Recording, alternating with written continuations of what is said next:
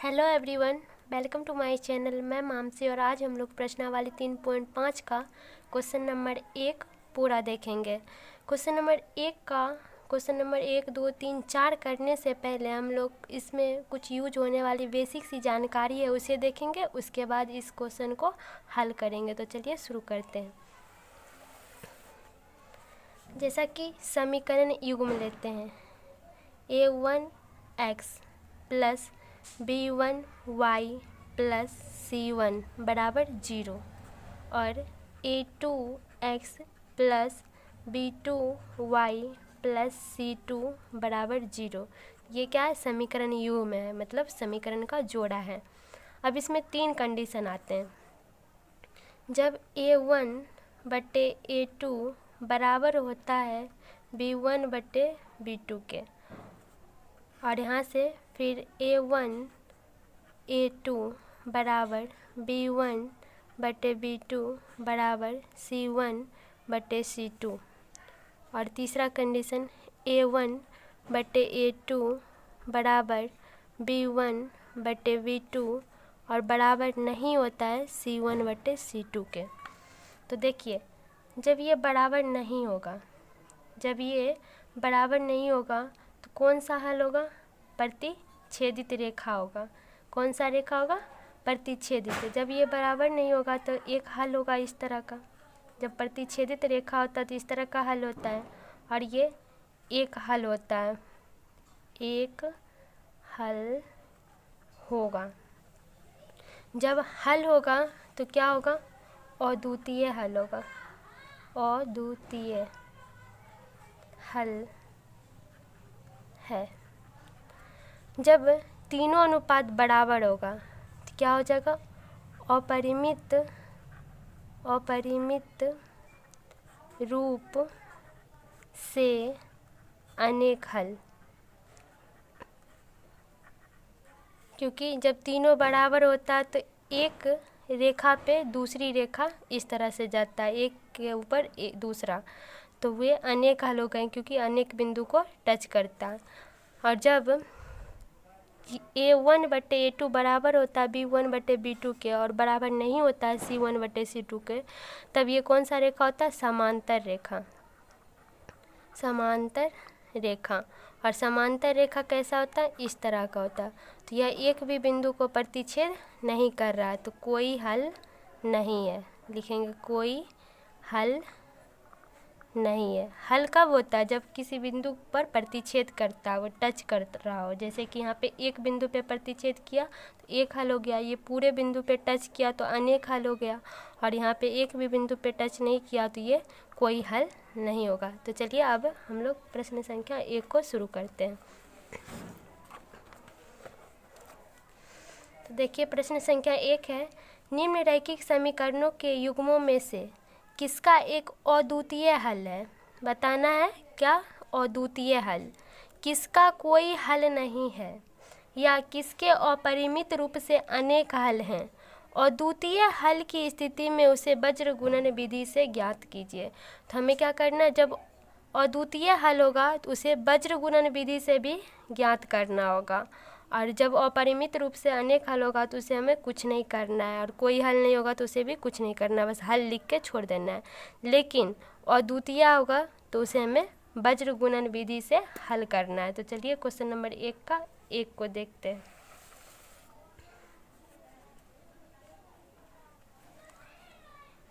समीकरण युग्म में दिया गया है x माइनस 3y माइनस 3 बराबर 0, और दूसरा 3x माइनस 9y माइनस 2 बराबर 0। यहाँ से क्या करेंगे? a1, b1 और c1 का मान निकालेंगे। तो a1 का मान 1, b1 का मान -3 और c1 का मान -3। a2, b2, c2। तो दूसरे समीकरण में a2 का मान 3, b2 का मान -9 और c2 का मान -2। ठीक है। चूँकि a1 बटे a2 बराबर b1 बटे b2 बराबर c1 बटे c2, तो देखिए a1 का मान 1 है इससे तुलना कर रहे हैं। तो A1 का मान 1 है, A2 का मान 3 है, B1 का मान -3 है और B2 का मान -9 है, C1 का मान -3 है और C2 का मान -2 है। माइनस माइनस कैंसिंग, 3 तिया 9 आ गया। 1/3 बराबर 1/3 और ये बराबर नहीं है 3/2 के, यहाँ से माइनस माइनस कट गया। तो देखिए समांतर हल हो गया, समांतर रेखा हो गया, क्योंकि जब ये बराबर नहीं होता तो कौन सा रेखा होता है? समांतर। जब समांतर रेखा होता तो कोई हल नहीं होता, तो लिख देंगे अतः कोई हल नहीं है। जब कोई हल नहीं हुआ, अगर अद्वितीय अगर आ जाता है तो हम इसे वज्र गुणन विधि से हल करते, लेकिन यहाँ कोई हल नहीं आया तो इसे हमें वज्र गुणन विधि से हल नहीं करेंगे। तो चलिए अगले क्वेश्चन पे बढ़ते हैं।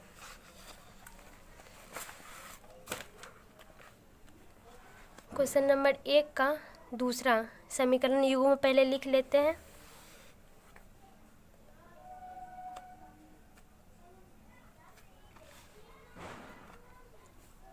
दो एक्स प्लस वाई बराबर 5 और 3x प्लस 2y बराबर 8।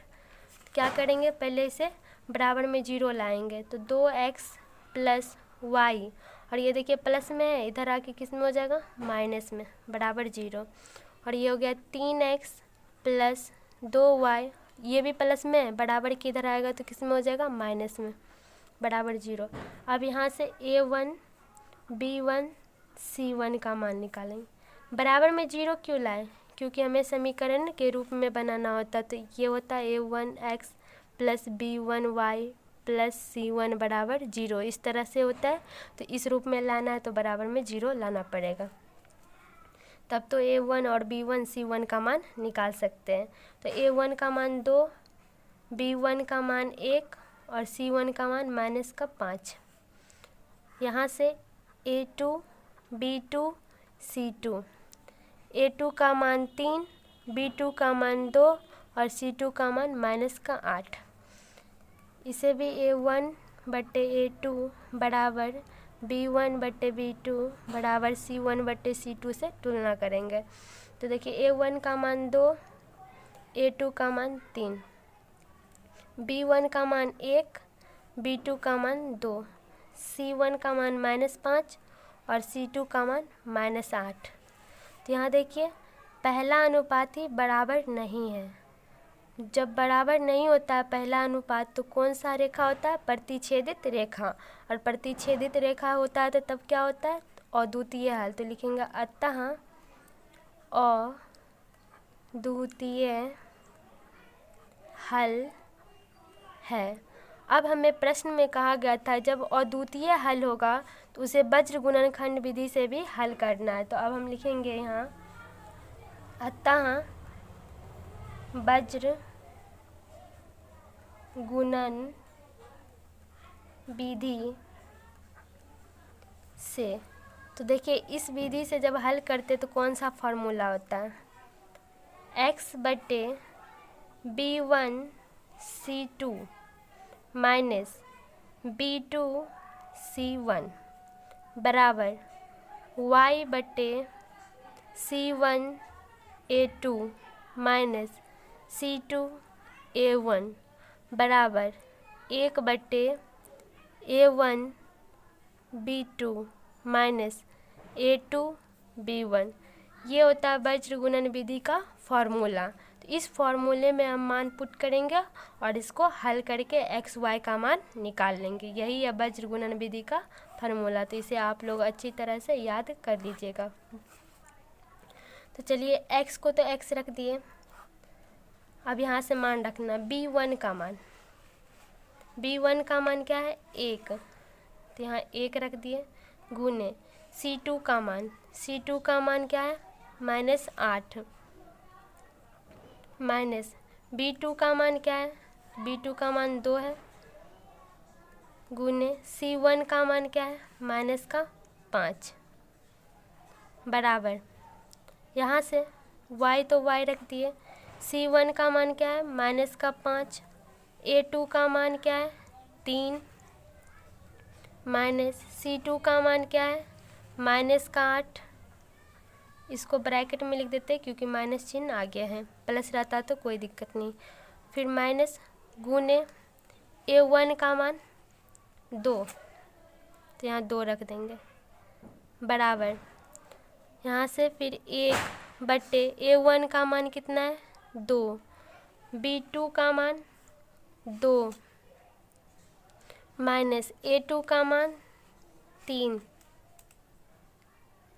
गुने और B1 का मान 1। इस तरह से मान बैठा दिए। अब इसको आगे हल करते हैं, तो ये हो जाएगा x/1 गुने 8 -8 माइनस 5 दूनी 10, माइनस में 10 हो जाएगा क्योंकि माइनस के साथ है, बराबर y/5 × 15 -15 हो गया, माइनस 8 दूनी 16 बराबर 1/2 दूनी 4 -3 एकम 3। अब देखिए ये हो गया x/, -8 और ये माइनस माइनस क्या हो जाता है, प्लस 10 हो गया, बराबर y/, -15 और ये माइनस माइनस प्लस 16 बराबर 1/4 में से 3 गया 1। यहाँ से x/, 10 में से 8 गया 2, y/, 16 में से 15 गया 1। 15 क्यों घटाए, क्योंकि ये माइनस में और ये प्लस में, तो प्लस वाला में से माइनस को घटा दिए, 1/1। अब एक बार x के साथ इसका मान रखेंगे, एक बार y के साथ मान रखेंगे, मान निकल जाएगा। तो x/2 बराबर क्या होगा, 1/1। तो कोना कोनी गुना करेंगे तो x एकम x बराबर 2 एकम 2। x का मान क्या निकल गया, 2। अब y का निकालना, तो y के बराबर में इसको रखेंगे, y/1 बराबर 1/1। y को 1 से गुना करेंगे तो y और 1 को 1 से गुना करेंगे तो 1। इस तरह से यहाँ से x और y का मान निकल गया। तो यही था हमारा वज्र गुणन विधि। तो देख सकते हैं आप, अद्वितीय हल था, इसलिए इसको वज्र गुणन विधि से हल किए क्योंकि प्रश्न में ही कहा गया था। चलिए अब क्वेश्चन नंबर 1 का तीसरा समीकरण लेते हैं। यहाँ आप देख सकते हैं तीसरा समीकरण, क्वेश्चन नंबर 1 का क्वेश्चन नंबर 3 से तीसरा समीकरण। यह है 3x - 5y बराबर 20 और एक है 6x - 10y बराबर 40। यहाँ से पहले फिर बराबर में 0 लगाएंगे तो 3x - 5y प्लस में बराबर की इधर आएगा माइनस में हो जाएगा, बराबर 0। और यहाँ 6x - 10y प्लस में इधर आके माइनस में 40 बराबर 0। यहाँ से A1, B1 और C1 का मान निकाल लेते हैं। A1 का मान 3, B1 का मान -5 और C1 का मान -20। A2, B2, C2। A2 का मान कितना है, 6, B2 का मान -10 और C2 का मान -40। अब इसकी तुलना कर देते हैं, A1/A2 बराबर B1/B2 बराबर C1/C2 से। तो चलिए A1 का मान क्या है, 3, A2 का मान 6, B1 का मान -5 और B2 का मान -10 बराबर C1 का मान -20 और C2 का मान -40। माइनस माइनस कैसिंग, 5 दूनी 10 और 20 दूनी 40, 3 दूना 6। तो ये आ गया 1/2 बराबर 1/2 बराबर 1/2। जब सभी बराबर होते तो क्या लिखते हैं, अपरिमित रूप से अनेक हल। अतः अपरिमित रूप से अनेक हल है। तो देखिए ये अपरिमित रूप से अनेक हल आया है, तो इसे हम वज्र गुणन विधि से हल नहीं करेंगे, क्योंकि हमें प्रश्न में कहा गया था सिर्फ अद्वितीय हल आएगा तभी हम उसे वज्र गुणन विधि से हल करेंगे। तो चलिए क्वेश्चन नंबर 1 के 4 पे देखते हैं। क्वेश्चन नंबर 1 का चौथा प्रश्न में ये समीकरण दिया गया है, तो पहले इस समीकरण को लिख लेते हैं, उसके बाद आगे बढ़ेंगे।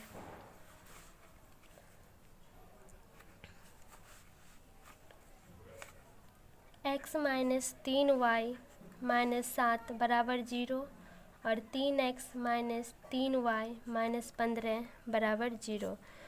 यहाँ से a1, b1 और c1 का मान, a1 का मान 1 और b1 का मान -3, c1 का मान -7, a2, b2, c2।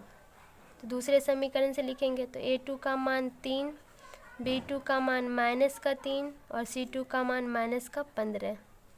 इसे तुलना करेंगे किससे, a1 बट्टे a2 बराबर b1 बट्टे b2 बराबर c1 बट्टे c2 से तुलना करेंगे। तो a1 का मान 1, a2 का मान 3, b1 का मान -3, b2 का मान -3, c1 का मान -7 और c2 का मान -15। माइनस माइनस कैल्सिंग, 3 3 कैल्सिंग, माइनस माइनस कैल्सिंग हो गया। आ गया 1/3 बराबर 1/1 बराबर 7/15। तो देखिए ये पहले बार में ही बराबर नहीं आया है। जब पहली बार में बराबर नहीं आता तो कौन सा रेखा होता है, प्रतिच्छेदित रेखा। और जब प्रतिच्छेदित रेखा होता है तो अद्वितीय हल होता है। तो लिखेंगे अतः अद्वितीय हल है।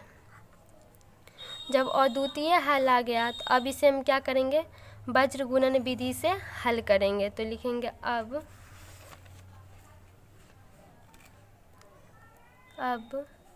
वज्र गुणन विधि से। तो इसका फॉर्मूला क्या होता है, अभी हमने लिखा है कि x बट्टे b1 c2 minus b2 c1 बराबर y बट्टे c1 a2 minus c2 a1 बराबर 1 बट्टे यहाँ से a1 b2 minus a2 b1। ये फार्मूला होता है। इस पे आप क्या करेंगे, मान पुट करेंगे। x बट्टे, आप लोग यहाँ कॉपी में पहले नोट कर लीजिएगा ताकि आपको मान बैठाने में आसानी हो। तो चलिए हम यहाँ से मान बैठाएंगे, बार बार दिखाने में समय लगता है। तो x बट्टे b1 का मान क्या है, -3 गुने c2 का मान -15 माइनस b2 का मान -3 और c1 का मान -7। हम ये मान यहाँ से लिख रहे हैं। ये वाला चौथा प्रश्न था, यहीं से इसका मान लिख रहे हैं। तो बार बार दिखा नहीं रहे हैं, आप लोग पहले नोट कर लीजिएगा, उतना फिर आगे बढ़िएगा।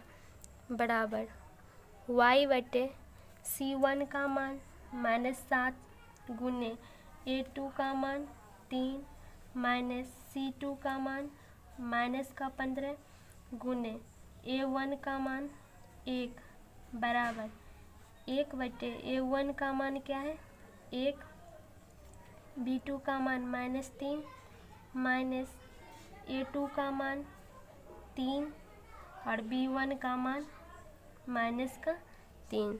तो ये सभी का मान था, मान बैठा दिए। उसके बाद अब इसको आगे सॉल्व करते हैं। x बटे 15 तिया 45, माइनस माइनस क्या हो जाएगा, प्लस हो जाएगा।